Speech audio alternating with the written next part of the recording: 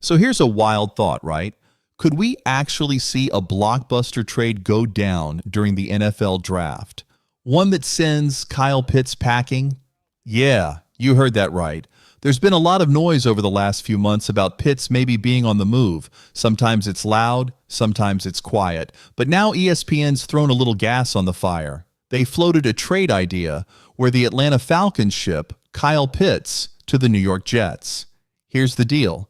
The Jets would get Pitts and Atlanta's 15th overall pick, and in return, the Falcons would move up to pick number 7.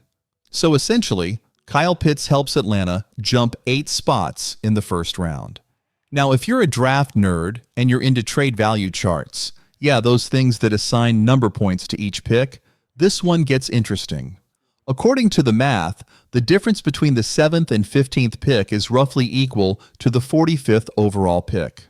So technically, it's like saying, hey, we'll give you the 45th pick for Kyle Pitts. And honestly, a lot of folks would probably take that in a heartbeat.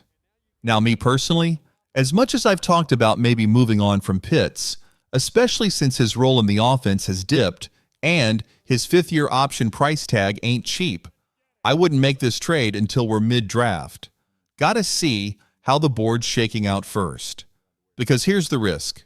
You pull the trigger early, jump to pick 7, and all of a sudden, the guy you wanted is already off the board.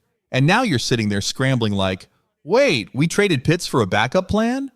Meanwhile, the guy you settled for at 7 might have still been sitting there at 15, and you could have kept Kyle freaking Pitts. That's a tough pill to swallow. Now, I've got my own top 10 players going into this draft, and I'm telling you right now, it's not a super deep class. Not a lot of those can't-miss Pro Bowl type names. My top guys, Abdul Carter, Ashton Jeanty, and Travis Hunter. That's the big 3. Then you've got Tyler Warren, Mason Graham, and Cam Ward rounding out the next few spots. But full transparency, I'm not super confident in a lot of those 5-10 guys becoming long-term stars. It just feels like one of those drafts where there's talent, sure, but not a lot of fireworks. So if I'm Atlanta, I'm only trading up for one of 2 dudes, Abdul Carter or Mason Graham. That's it. And even then, I'm waiting until the board tells me it's the right move. Let's start with Carter. All right, picture this. The draft kicks off and things are going kind of as expected. The Titans grab Cam Ward with the 1st overall pick. No shocker there. Then the Browns come in at number 2 and take Sheeter Sanders to be their future QB1. Boom. The Giants follow that up by scooping up Travis Hunter, one of the most electric players in the draft. Now it's getting spicy. The Patriots are on the clock and decide to bulk up that offensive line with Armarion Mabane, likely meant Armarion Mabane or similar O-line prospect, assuming correction from Armand Membo. Solid pick. Meanwhile, Abdul Carter, the best edge in the class, is still sitting there, sliding. Then we hit pick number 5, and the Jaguars come in. They've already got Travon Walker and Josh Allen, not that Josh Allen, the pass rusher, so they're all set on the edge.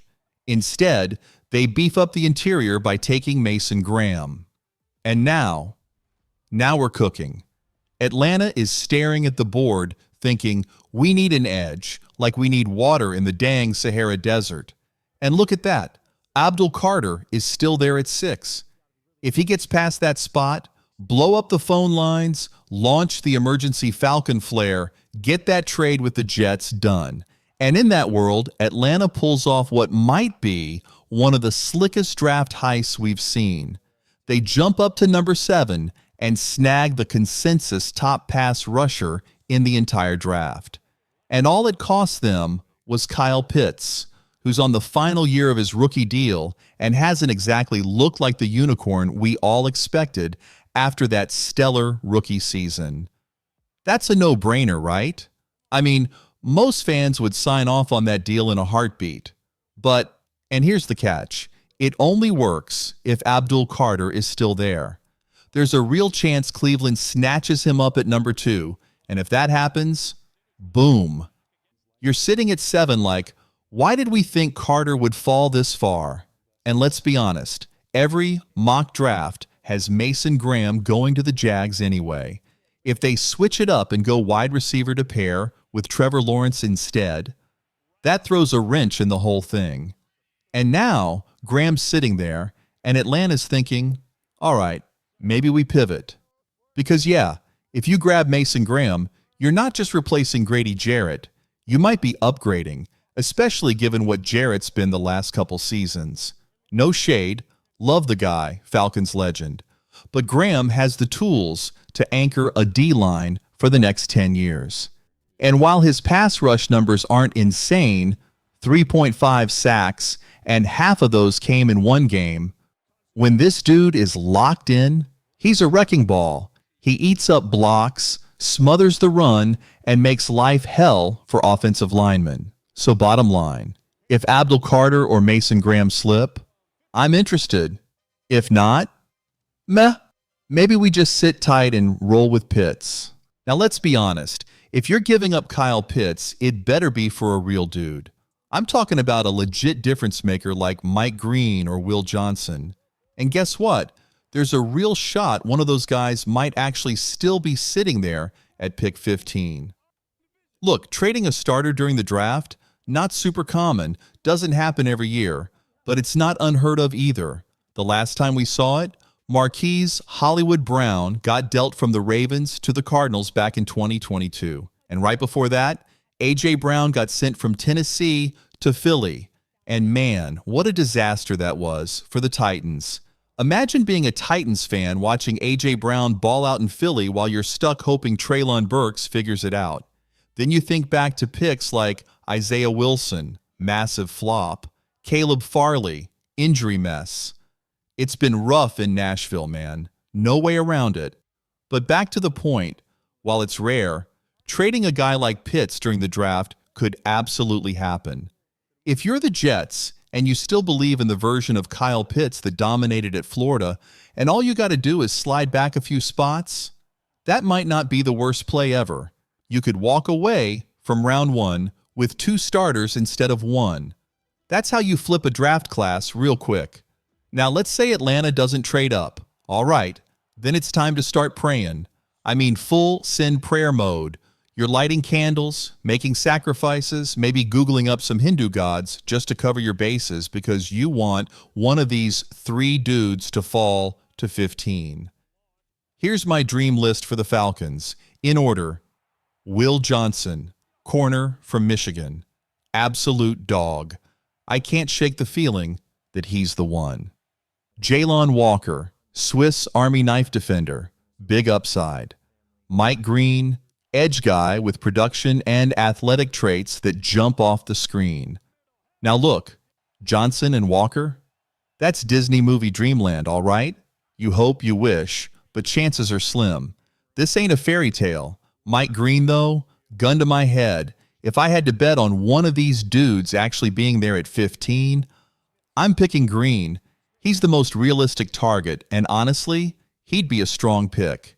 You're getting someone with production, traits, and motor, all the things you want in a guy coming off the edge. Now about those athletic numbers, yeah, they're mostly coming from his pro day. And let's be real, pro day times, bit of a home-cooked special. You know what I mean. If it's at Ohio State, that 40-yard dash might really be 39 and a half.